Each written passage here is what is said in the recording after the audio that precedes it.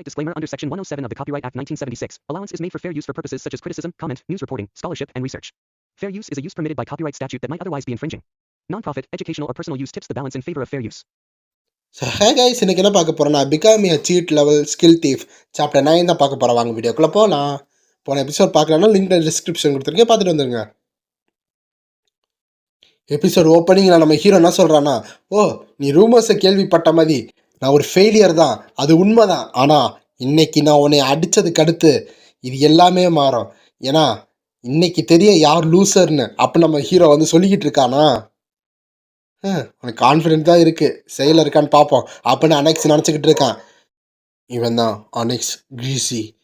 இவன் அந்த அசுரா ஜென்ரேஷனில் என் கூட வந்தவன் அப்படின்னு நம்ம ஹீரோ சொல்லிக்கிட்டு இருக்கான். அப்போ தான் ஃப்ளாஷ்பேக்கில் காமிக்கிறாங்க. அவன் கூட எக்கச்சக்கமான டைம் ஸ்பெண்ட் பண்ண அளவு அவனை பற்றி எனக்கு நல்லா தெரியும். நாங்களாம் யூஸ்ஃபுல்லாக இருக்கிற அளவு தான் அவன் கூட வச்சுப்பான், இல்லைனா அவன் தூக்கி போட்டுருவான். அப்போ நம்ம ஹீரோ சொல்லிகிட்டு இருக்கும்போது ஒரு ஃப்ளாஷ்பேக் காமிக்கிறாங்க. இந்த இடத்துக்குள்ளே போகிறதுக்கு அதுக்கு ஏதாச்சும் பிளான் இருக்கா அப்படின்னு நம்மளோட பாஸ்ட் ஹீரோ கேட்டிருப்பான். அப்போது அந்த டைம் பார்க்கும்போது எல்லாரும் கீழே விழுந்து செத்து கிடப்பாங்க. நம்ம ஹீரோ அந்த கிளிஃபில் பிடிச்சிக்கிட்டு இருக்கும்போது ஹீரோ அந்த இடத்துலேருந்து கீழே பார்க்கும்போது, டேமிட் எல்லாரும் எப்படி கீழே போனாங்க, அனெக்ஸ் நீ எங்கே தானே இருக்க, எனக்கு உதவி பண்ணு அப்படின்னு நம்ம ஹீரோ கத்திருப்பான். கஸ் இப்போ மட்டும் நான் உன்னை காப்பாற்றினே வச்சுக்கோ, இந்த இடத்துல எல்லாரும் இந்த ட்ராப்பில் மாட்டினதுக்கு நான் தான் காரணம் ஆகும். இதனால் என்னோடய ஸ்டாண்டர்ட் குறைஞ்சிரும். என் ஸ்டாண்டர்ட் குறைஞ்சிச்சுன்னா அந்த அசுரா ஜென்ரேஷனில் என்னால் சேர முடியாமல் போயிடும். அதாவது அந்த ஆத்தர்லாம் இருப்பாங்க, அந்த ஜென்ரேஷனில் சேர முடியாமல் போயிடும் அப்படின்னு அன்னைக்கு சொல்லிக்கிட்டு இருக்கான். அதனால் இந்த இடத்துல நான் ஒரே சர்வேர் ஆனே வச்சுக்கோ, இங்கே என்ன நடந்துச்சு அது எனக்கு மட்டும்தான் தெரியும். அதனால் நீ இங்கேயே செத்து இருக்க அப்படின்னு சொல்லும்போது என்ன பண்ணிக்கிட்டு இருக்க அப்போ நம்ம ஹீரோ கத்திக்கிட்டு இருந்திருப்பான். நீ இந்த மாதிரி நடக்க விடக்கூடாது, இப்படிலாம் ஆகக்கூடாது, இது மட்டும் வெளியே வந்துச்சுன்னா உன்னை இந்த இடத்த விட்டு வெளியேற்றிடுவாங்க அப்போ நம்ம ஹீரோ வந்து அந்த இடத்துல கத்திக்கிட்டு இருக்கானா. கவலைப்படாது, அவ்வளோ அக்கறைலாம் வைக்காத, ஏன்னா இதை எல்லா தப்பையும் ஓ மேலே தான் நான் ப்ளேம் பண்ண போகிறேன். ஏற்கனவே எல்லோரும் உன்னை வந்து ஹேட் பண்ணிக்கிட்டு தான் இருக்காங்க. ஸோ இது ஒரு நல்ல ரீசன் தான், எல்லாத்துக்கும் உன்னை பற்றி தெரியும். அப்புறம் கொஞ்சம் கொஞ்சமாக உன்னை மறந்துடுவாங்க. உனக்கு தான் நன்றி சொல்லணும் கஸ், நீ தான் என்னோட கடைசி ஃப்ரெண்ட் அப்படின்னு வந்து அவன் சிரிச்சுக்கிட்டு இருக்கானா. அப்போ நம்ம ஹீரோ அந்த கிளிஃபில் பிடிச்சிக்கிட்டு இருக்கும்போது ஃப்ரெண்டா அப்போ நம்ம ஹீரோ வந்து கடுப்பாய் கத்திக்கிட்டு இருக்கானா. ஓ நீ என்ன நினச்ச, நான் உன்னோட ஆக்சுவல் ஃப்ரெண்டுன்னு நினச்சியா அப்படின்னு வந்து அங்கே அன்னைக்கு சொல்லிக்கிட்டு இருக்கும்போது நம்ம ஹீரோ, டேய் நீ ஏன் கூட சார்லட் கூட ரொம்ப க்ளோஸாக இருந்தியே, இதுக்கு எல்லாம் பண்ணி வெட்டிங்கெல்லாம் வரப்போகுது, நீ என்ன இப்படி பேசிக்கிட்டு இருக்க அப்படின்னு வந்து நம்ம ஹீரோ எதுவுமே புரியாமல் கத்திக்கிட்டு இருக்கானா. நீங்கள் இருக்கிறது எனக்கு தொல்லையாக தான் இருக்குது கஸ், ஏன்னா உனக்கு ஒரு ஸ்கில்லும் கிடையாது, அது போக நீங்கள் இருக்கிறது வேஸ்ட்டு, நீ என்ன பேசலாம் எவனும் நம்பவும் கிடையாது, உன்னைய பார்த்தாவே எனக்கு அருவருப்பாக இருக்குது, நீ இந்த இடத்த விட்டு சாவு அப்படின்னு வந்து அன்னைக்கு சொல்லிக்கிட்டு இருக்கான். எப்படி இருந்தாலும் எனக்கு சார்லட்டோட மேரேஜ் ஆக போகுது, அதனால் உன் கூட இங்கே இருக்கிறதுக்கு எனக்கு எந்த டைமும் இல்லை, நீ இங்கேயே செத்துரு அப்போ நம்ம ஹீரோ அப்படியே விட்டுட்டு போகும்போது டேய் அப்போ நம்ம ஹீரோ கத்திக்கிட்டு இருக்கான். ஓ இப்போதான் எனக்கு ஒரு பெட்ரு வே நான் வருது. அது என்னன்னா அவளுக்கு ஒரு அழகான செரிமனியை கொடுக்க போகிறேன். அது என்னன்னா அதுதான் அவனோட சாவு, அது ஒரு ஃபியூனலாக வச்சு நான் சந்தோஷப்படுவேன் கேஸ், அதை வச்சு நான் அவளை மேனிகுலேட் பண்ணுவேன் அப்படின்னு வந்து அன்னைக்கு சொல்லிக்கிட்டு போயிட்டுருக்கான். அதுதான் என்னோட ஸ்ட்ரென்த்தாக இருக்கும், அவளை ஒரு பப்பட்டை நான் வச்சுக்க போகிறேன் அப்படின்னு வந்து ஹீரோட்ட சொல்லிட்டு போயிட்டுருக்கான். ஹீரோ வந்து அங்கே ஸ்ட்ரகிள் பண்ணி அதை பிடிச்சிக்கிட்டு இருக்கான் கிளிஃபை. ஹீரோ அப்போது அவனோட மொத்த ஸ்ட்ரென்த்து போனதுக்கடுத்து அங்கேருந்து அந்த கிளிஃபில் கீழே விழுகிறான். இப்படி தான் என் வாழ்க்கை முடியணுமா அப்போ நம்ம ஹீரோ நினச்சிக்கிட்டு இருக்கும்போது டைம் அப்போ தான் அந்த ஆத்தர் வந்து நம்ம ஹீரோ காப்பாற்றிருப்பான்.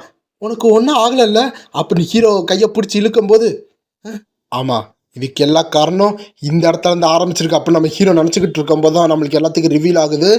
அந்த ஆத்தர் எப்படி வந்து நம்ம ஹீரோ அப்ரோச் பண்ணியிருக்கான், அவன் உயிரை காப்பாற்றி அவனை மனிகுலேட் பண்ணியிருக்கான். இது எல்லாமே ஆத்தருக்கு தெரிஞ்சனால தான் அவன் பண்ண ஆரம்பிச்சிருக்கான். அந்த ஆத்தர்னால தான் இவன் வந்து எக்ஸ்போஸ் ஆனான். அதனால தான் இந்த அசுர ஜென்ரேஷனில் அவனை இந்த இடத்த விட்டு கிக் பண்ணி விட்டாங்க. அதுக்கடுத்து அவன் வந்து பிரின்சஸை வந்து ரொம்ப மேரேஜ் பண்ண ட்ரை பண்ணிக்கிட்டே இருந்தான். அது எனக்கு கடுப்பாச்சு. ஆனால் இவன் இப்போ என்ன பிளான் பண்ணிகிட்டு இருக்கான் அப்போ நம்ம ஹீரோ நினச்சிட்டு இருக்கும்போது, கஸ் என்ன பேசுறியா இல்லையா, நீ அப்படியே பார்க்க சார்லட் மாதிரியே இருக்கே அப்படின்னு வந்து நம்ம ஹீரோ இன்னும் ட்ரிகர் ஆக்கிட்டு இருக்கும்போது, எப்பவுமே இது மட்டும் மாறி தொலையாதுல்ல அப்படின்னு ஹீரோ கடுப்பாகிட்டு இருக்கான். ஏய் எவ்வளோ தைரியம் தான் என்னோட அக்கா பேரை இங்கே இழுத்துருப்ப, கேஷுவலாக அவள் பேரை சொல்லிக்கிட்டு இருக்க, நீ என்ன நினச்சிக்கிட்டு இருக்க நான் அவ்வளோ மாதிரின்னு அப்போ நம்ம ஹீரோ கடுப்பாயிட்டு இருக்கான். அப்போ ஹீரோ அவன் கையில் வந்து அந்த பிளாக் வுட் எனர்ஜியை வந்து கேதர் பண்ணிக்கிட்டு இருக்கான். அப்போது நம்ம 2 பேர் பார்க்க வேணா ஒரே மாதிரி இருக்கலாம், ஆனால் நீ என் கூட சண்டையை வச்சிருக்க கூடாது, ஏன்டா நீ வச்சன்னு உன்னை வருத்தப்பட வைக்கிறேன் அப்படின்னு ஹீரோ சொல்லிட்டு அவன் எனர்ஜியை கேதர் பண்ணி வந்துக்கிட்டு இருக்கான். அப்படின்னு வந்து அனெக்ஸ் கேஷுவலாக இருக்கும்போது நம்ம ஹீரோ அப்படியே ஒரு குத்த வந்துக்கிட்டு இருக்கான். ஆனால் பின்னாடி இருந்து ஒரு பெரிய ஒரு ரூட் வந்து நம்ம ஹீரோட அட்டாக்கை வந்து கவுண்டர் பண்ணிக்கிட்டு இருக்கு. அப்போ ஹீரோ அந்த ரூட்டில் கையை வச்சு அதுக்கு மேலே ஜம்ப் ஆகிறான். அப்போ இதெல்லாம் அனெக்ஸ் வந்து இதெல்லாம் சாதாரணம் அப்படின்னு நினச்சிக்கிட்டு இருக்கும்போது நம்ம ஹீரோ அடுத்த ஒரு அட்டாக்கை வந்து காலை வச்சு கொடுக்குறாங்க மண்டையில். ஆனால் அப்போ இன்னொன்று ரூட் வந்து அலெக்ஸை வந்து காப்பாற்றுது. இன்னொன்று ரூட் வந்து நம்ம ஹீரோட காலை பிடிச்சி அப்படியே மேலே தூக்குது. நம்ம ஹீரோ இதுன்னு கத்துறான். அப்போது எல்லா ரூட்டும் வந்து ஹீரோவை அட்டாக் பண்ண ஆரம்பிச்சுக்கிட்டு இருக்கு.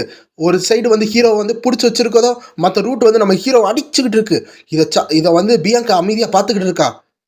அப்போது ஹீரோ அதை வந்து ஸ்ட்ரகிள் பண்ணி பியங்கா முன்னாடி வந்து இறங்குறான், மூச்சு வாங்கிட்டு இருக்கான். அப்போது இது எப்பயுமே எனக்கு தொல்லை பிடிச்சதாக தான் இருக்குது அப்படின்னு ஹீரோ நினச்சிக்கிட்டு இருக்கான். அதாவது அந்த எபிலிட்டியை பற்றி சொல்லிக்கிட்டு இருக்கான்.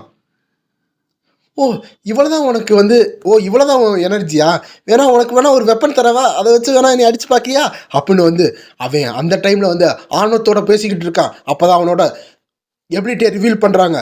அதுதான் கிரிமர் ஃபேமிலியோட secret technique hood and Evelyn style அப்படின்னு சொல்கிறாங்க. அந்த இதுதான் ஒரு யூனிக் டெக்னிக். அதை வச்சு பிளான்ட்டோட லைஃப்பை வந்து 6ஆவா சேனல் பண்ண முடியும். அந்த காம்பினேஷனுக்கு பேர் தான் ரெக்கவரி ஸ்கில்னு சொல்லுவாங்க. அது மூலமாக எக்கச்சக்கமான பிளான்ட்ஸையும் ட்ரீஸையும் வந்து மேனிகுலேட் பண்ணி அந்த யூஸருக்கு ஏற்ற மாதிரி அதை வந்து யூஸ் பண்ணலாம் அப்படின்னு இந்த கதையோட ஆத்தர் சொல்லிக்கிட்டு இருக்காங்க. நீ வெப்பன் தானே யூஸ் பண்ண சொன்ன அப்படின்னு வந்து நம்ம ஹீரோ பின்னாடி இருந்து ஒரு ஸ்டிக்கு மாதிரி எடுத்துக்கிட்டு இருக்கான். அப்போது உன் பிளான்ட்டை வச்சே நான் உன்னை அழிக்கிறேன் அப்படின்னு நம்ம ஹீரோ சொல்லிக்கிட்டு இருக்கான். உனக்கு அவ்வளோ ஆணவமா அப்படின்னு சொல்லி இந்த சைடு அனெக்ஸ் ரொம்ப கோவப்படுத்தலன்னா அவன் நரம் புடச்சிட்டு வந்துட்டு இருக்கு. உன்னை இங்கே நான் சாவடிக்க போகிறேன் அப்படின்னு சொல்லி முடிஞ்சா என் டெக்னிக்கை நீ பிளாக் பண்ணிப்பாரு, அதுக்கடுத்து இந்த பிரான்ச்சை உடச்சிப்பாரு அப்படின்னு சொல்லும்போது எக்கச்சக்கமான டென்டக்கல் வந்து நம்ம ஹீரோ நோக்கி வந்துக்கிட்டு இருக்கு. அப்போ ஹீரோ அதை கேஷுவலாக பார்த்துக்கிட்டு இருக்கான். அதில் வந்து ஈஸியாக எஸ்கேப் ஆகிட்டு இருக்கான் ஒரு டென்டக்கல்லேருந்து. அவன் எல்லாத்தையும் டாச் பண்ணுறானா, இதுக்கு வாய்ப்பு இல்லை. சார்லட்னால கூட இது ரொம்ப ஸ்ட்ரகிளாக இருக்குமே. ஆனால் இவன் எப்படி ஒரு ஃபெயிலியர் எப்படி வந்து இப்படி வந்தான்? இவன் என்ன நினச்சிக்கிட்டு இருக்கான்? ஒருவேளை அவனுக்கு ஏதாச்சும் மைண்ட் ஆகி இருக்கோ. மைண்ட் ஹை மீன்ஸ் இந்த மாதிரி ஏதாச்சும் ஒரு அட்டாக் வருதுன்னா முன்னாடி ப்ரிடிக்ட் பண்ணி டாச் பண்ணுறது தான் மைண்ட் ஹை. அப்போ நம்ம ஹீரோ என்ன சொல்கிறான்னா, நீ வெறும் ஒரு நேச்சுரல் எனிமி தான்டா அலெக்ஸ் அப்படின்னு சொல்லி நம்ம ஹீரோ வேகமாக அலெக்ஸை அடிக்க வந்துக்கிட்டு இருக்கான். அனெக்ஸ் இதோட உன்னோட வாழ்க்கை முடிஞ்சிச்சு அப்படின்னு சொல்லி நம்ம ஹீரோ அந்த ஸ்டிக்கில் 6ஆவை இன்ஃபியூஸ் பண்ணி வேகமாக வந்துக்கிட்டு இருக்கான். நீ இன்னும் சார்லட்டை தான் நினச்சிக்கிட்டு இருக்க. அப்போ நம்ம ஹீரோ சொல்லிக்கிட்டு இருக்கும்போது உன் லெக்க நீ இவ்வளோ தூரம் புஷ் பண்ணுறியா அப்படின்னு வந்து அன்னைக்கு சொல்லி அவனோட கையில் அந்த எனர்ஜியை கேதர் பண்ணிக்கிட்டு இருக்கான். சரி, இப்போ நீ என்ன பண்ண போகிறன்னு சொல்லி அலெக்ஸ் வந்து அவனோட கையை மேலே தூக்கும்போது ஒரு பெரிய டென்டக்கல் வந்து நம்ம ஹீரோ கிட்ட வருதான். ஹீரோ மேனேஜ் பண்ணி எஸ்கேப் ஆகிட்டான். என்னது தான் நான் பார்க்கும்போது அது பார்த்தா ஒரு பெரிய மான்ஸ்டர் மாதிரி இருக்கு. சரி கஸ், இப்போ உன் வாயை அடைக்கவா, இப்போ இதுக்கிட்ட நீ என்ன பண்ண போறன்னு பார்ப்போன்னு சொல்லி ஹெவன்லி ஹுட் ஸ்டைல் 5th ஃபார்ம்னு சொல்கிறான். பார்த்தா ஒரு பெரிய ஜைடாட்டிக் மாஸ்டர் வந்து அந்த பிளான்ட்ல மேடாய் வந்துருக்கு. நீ இதுதான் ஹூட் அண்ட் டைட்டன் அப்படின்னு அந்த அனெக்ஸ் சொல்கிறானா. லார்ட் அனெக்ஸ் அதை நிப்பாட்டுங்க அப்படின்னு அந்த லேடி சொல்லும்போது பியங்காவை அமைதியாக பார்த்துக்கிட்டு இருக்காங்க. ஹீரோ பார்த்துக்கிட்டு இருக்கும்போது அது மட்டும் கேஸ் மேலே டேரெக்டாக விழுந்துச்சுன்னா கேஸ் கண்டிப்பாக செத்துருவான் அப்படின்னு பேக்ரவுண்டில் யாரோ பேசிக்கிட்டு இருக்காங்க. ஆனால் நம்ம ஹீரோ இவ்வளோதான் நான் அப்படி கேஷுவலாக பார்த்துக்கிட்டு இருக்கான். அது ப்ளூ பைன் ஹாலில் இருக்கிற சீக்ரெட் லைப்ரரியில் நான் அந்த தின்னஸ்ட் கிரிப்பானை பார்த்தேன். அதில் ஒரு ஆன்சிஸ்டர் வந்து அவங்களோட ஸ்வாடை பற்றி சொல்லியிருந்தாங்க. அதை எப்படி யூஸ் பண்ணோம், அது வந்து ஒரு ஆர்டினரி டேலண்ட் கிடையாது. அவர் ஒன்றும் அவ்வளோ டேலண்ட் கிடையாது, ஆனால் அவர் வெறும் ஒரு ஆர்டினரி மேன் தான். ஆனால் இருந்தாலும் அந்த ப்ராக்டிஸை யூஸ் பண்ணனால அவர் கடைசியாக ஒன்று கண்டுபிடிச்சாரு. அதை வச்சு தான் அவரோட ஃபைனல் கிரிமானில் வந்து ஸ்டார்ட்டாக எழுதப்பட்டிருந்துச்சு. அதில் ஸ்வாடை எப்படி ஸ்விங் பண்ணணும்னு இருந்துச்சு. அது மூலமாக ஒரு புது ரிலமுக்கு ரீச் ஆகிற மாதிரி ஒரு டெக்னிக் அவர் கண்டுபிடிச்சாரு. ஆனால் அதுக்கு அவரோட நேரத்தை மொத்தமாக செலவழித்தார். அவர் கடைசி நேர அளவு அவருக்கு செலவழித்தார்.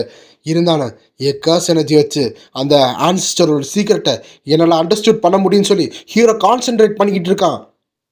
அப்போ அந்த டெக்னிக்கில் என்ன இருக்குன்னா, அந்த ஸ்வாடை நீ பிடிக்கக்கூடாது, நீயே அந்த ஸ்வாடா மாறணும் அப்படின்னு அந்த டெக்னிக்கில் சொல்லப்பட்டிருக்கு.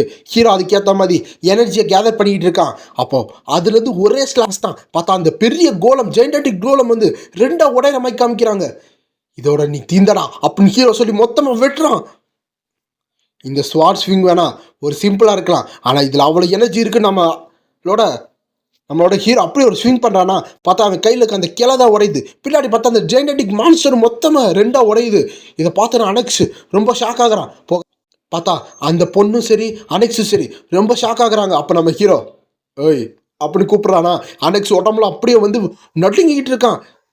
இதுக்கு மேலே நீ வால் ஆட்டின வச்சுக்கோ, ஒட்டை நறுக்கிடுவேன் புரிஞ்சிச்சா அப்படின்னு சொல்லி கையில் அந்த சின்ன குச்சியை கீழே போட்டு சொல்லிக்கிட்டு இருக்கான். இதோட இந்த சாப்டர் முடியுது. ஸோ கைஸ், இந்த சார்லட் கேரக்டர் இருக்குல்ல, அதான் நம்ம ஹீரோட சிஸ்டர். நான் இதை சொல்ல மறந்துட்டேன்னு கிடையாது, இது வந்து உள்ள டிரான்ஸ்லேஷன் கொஞ்சம் மிஸ்டேக்கு. நான் அடுத்தது எக்கச்சக்க சாப்டர் போனதுக்கு அடுத்தா அது ரிவீலே ஆச்சு எனக்கே. சரி, என்ன கதைனா, சார்லட் இருக்காங்களா, அதாவது ஹீரோவுக்கு வந்து இந்த எல்லா 10 வருஷத்துக்கு ஒரு தடவை இந்த மாதிரி ஒரு பவர் கிடைக்கும்னு சொல்லியிருப்பாங்க. அது நம்ம பழைய சாப்டரில் பார்த்துருப்போம். அப்போ ஹீரோவுக்கு கிடச்சிருக்காது. அந்த 3 வருஷமாக ஹீரோ வந்து வெக்ஸாக இருப்பான். அந்த டைமில் தான் சார்லட் வந்து நம்ம ஹீரோ பார்க்க வந்திருப்பாங்க. இந்த மாதிரி நான் அந்த ஈவெண்ட்டுக்கு போனேன், அது வந்து ட்ராஷு, அது வந்து நல்லாவே இல்லை, எதுக்கு போனேன்னு இருந்துச்சு அப்படின்னு வந்து சார்லட் சொல்லியிருப்பாங்க. இது நம்ம ஹீரோ கேட்டிருப்பான். இதுக்கடுத்து 3 வருஷம் கழிச்சா இப்போ நம்ம ஹீரோ அந்த இடத்துக்கு போகிறான். ஆக்சுவலாக வந்து பாஸ்ட்டில் வந்து ஹீரோ அதுக்கு போயிருக்கவும் மாட்டான், இப்போ தான் அங்கே போய் அட்டன் பண்ணுறான். அதில் இருக்க அந்த கொஞ்சம் டேட்டா வச்சு தான் ஹீரோ வந்து இப்போ கொஞ்சம் சர்வ் ஆகிட்டுருக்கான். அது போக நம்ம ஹீரோவுக்கு ஃப்ளாஷ்பேக் மெமரிஸ் எல்லாமே வந்து இருக்குன்னாலும் கிடையாது. ஏன்னா அவன் வந்து ரீஇன்கார்னேட் ஆகும்போது அவன் ஆல்ரெடி வந்து உடம்பு ஃபுல்லாக கேர்ஸோடு இருந்தானா, அந்த கேர்ஸ் எல்லாமே நம்ம ஹீரோவோட மைண்டை வந்து கொஞ்சம் கொஞ்சமாக மறக்க அடிக்க வச்சிருச்சு. இதனால் நம்ம ஹீரோனால எதையுமே அவ்வளோவா வந்து யோசிக்க முடியாது. அவனுக்கு கொஞ்சம் கொஞ்சம் ஞாபகம் எப்படி வரும்னா, எப்போ அந்த இன்சிடென்ட் பார்க்குறான், அந்த தேஜாவும் மாதிரி அவன் எப்போ அந்த இன்சிடென்ட் பார்க்குறானோ அப்போ தான் அவனுக்கு அந்த ஞாபகம் எல்லாமே வரும். ஸோ அதனால் நம்ம ஹீரோ வந்து நார்மலாக ஒரு டீனேஜ் ஏன் ஆனால் எல்லாத்தையும் கொஞ்சம் மறந்த மாதிரி தான் இருப்பான். அதான் நான் சொல்லிட்டேன். இதுக்கடுத்து என்னென்னா, இதே மாதிரி இன்னும் ஒரு சாப்டர் தான், அது ஏற்கனவே எடிட் பண்ணிட்டேன். நீங்கள் என்ன சொன்னீங்கன்னா, இந்த மாதிரி கொஞ்சம் எனக்கு ஹெல்ப் பண்ணீங்க, இந்த மாதிரிலாம் பண்ணுங்கள், இது பண்ணுங்கள், அது பண்ணுங்கள், அப்போ தான் நல்லா இருக்குன்னு. அதே மாதிரி இன்னும் ஏதாச்சும் எதில் பிழை இருந்துச்சுன்னா தயவுசெய்து திருத்திடுங்க. அப்போ தான் நான் போடும்போது நான் அதை எடிட் பண்ணி கரெக்டாக உங்களுக்கு போடுவேன், உங்களுக்கு கேட்க வந்து நல்லாயிருக்கும். அது போக நீங்கள் எல்லோரும் வந்து இன்னும் மான்வா கேட்குறீங்க. நான் வேறு கொஞ்சம் மான்வா வந்து ட்ராப் பண்ண மாதிரி இருக்குது. அதுக்கு காரணம் என்னென்னா, ஒன்று காப்பி ரைட்டு, இன்னொன்று என்ன ஆல்ரெடி போட்டாங்கன்னு சொல்கிறீங்க. ஆனால் சில பேர் வந்து நீ போடு ப்ரோன்னு சொல்கிறீங்க. அது போக இந்த மான்வா வந்து எனக்கு கண்டிப்பாக இந்த சேனலில் இருக்கணும்னு தோணுச்சு. ஏன்னா நல்லா இருக்குது. அது போக என்னோடய கிளாஸ்மேட்டும் வந்து சூப்பராக வைக்கிறா போடுறான்னு சொன்னான். அவனுக்கு ரொம்ப பிடிச்சிருக்கு. ஆனால் இது என்னால் நிப்பாட்ட முடியாது. முடிஞ்ச அளவு இதை நான் மொத்தமாக முடிச்சுட்டு அடுத்த சாப்டர்லேருந்து ஆரம்பிக்கிறேன். அதுவும் வந்து நல்ல குவாலிட்டியோட, அதாவது இப்போ இருக்கிறதுக்கு எல்லாத்தையும் மன்னிச்சிருக்கோம். நெக்ஸ்ட்டு வர மான்வா எதாக இருந்தாலும் நல்லா ஹை குவாலிட்டியாக போட பார்க்குறேன். ஸோ அவ்வளோதான். அது போக இந்த மாதிரி மைக்கு வாங்கலான்னு இருக்கேன். நீங்கள் வந்து அதாவது என் சப்ஸ்கிரைபர்ஸாக இருக்கிறனால நான் கேட்குறேன். போக நீங்கள் வந்து எல்லோரும் வந்து கண்டிப்பாக கொஞ்சம் எடிட்டிங் அந்த மாதிரி எல்லாம் தெரியும். அப்போது எல்லாத்துக்கும் ஏதாச்சும் ஒரு ஐடியா இருக்குது, இந்த மாதிரி ஒரு வாய்ஸ் ஓவர் கொடுக்குறக்கு ஒரு நல்ல மைக்கு இது நல்லாயிருக்கும் அப்படின்னு ஏதாச்சும் ரெக்கமெண்டேஷன் இருந்துச்சுன்னா தயவுசெய்து பண்ணுங்கள். நான் வாங்கி அது வாய்ஸ் கொடுக்குறேன். அது போக இப்போ நான் ஓரளவு நான் அப்படியே கற்றுக்கிட்டே வரேன். ஸோ அவ்வளோதான். இதுக்கு பேசினா பேசிக்கிட்டே இருப்பேன். So bye guys. இன்னும் ஒரு முக்கியமான விஷயம், நெக்ஸ்ட்டு ஒரு 1 வீக் வந்து எனக்கு எக்ஸாம் இருக்குது. அதனால் வீடியோ வராதான்னு கேட்டிங்கன்னா எனக்கு டவுட்டு தான். பட் முடிஞ்ச அளவு நான் வீடியோ போட பார்க்குறேன். இருந்தாலும் எக்ஸாமுக்கு நான் எழுதி தான் ஆகணும். So bye guys.